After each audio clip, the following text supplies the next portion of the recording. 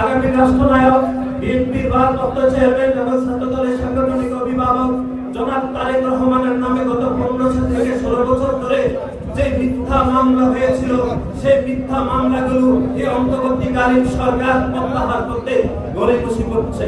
কিন্তু আপনারা দেখেছেন এই সরকারের যিনি প্রধান উপদেষ্টা, তার নামও খুনি হাসিনা অনেকগুলো মিথ্যা মামলা দায়ের করেছে। আমরা দেখেছি ডাক্তার ইউনূসের নামে যতগুলো মিথ্যা মামলা দায়ের হয়েছিল সবগুলো মিথ্যা মামলা প্রত্যাহারের পথে। কিন্তু আমাদের দেশ নায়ক জনাব তারেক রহমানের নামে এই খুনি হাসিনা সরকার যতগুলো মিথ্যা মামলা দায়ের করেছে, একটি মামলাও এখনো পর্যন্ত ভালোভাবে প্রত্যাহার নির্দেশনা আমরা দেখছি না।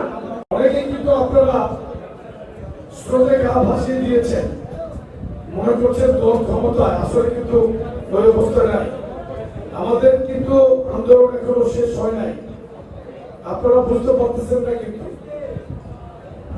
অনেকে ব্যস্ত হয়ে পড়েছেন, কেউ ঘাট নিয়ে ব্যস্ত হয়েছেন, কেউ ধর্মমহল নিয়ে ব্যস্ত হয়ে পড়েছেন, বুঝতে পারতেছেন না যে সামনে আবার রাজপথের আন্দোলন আসতেছে।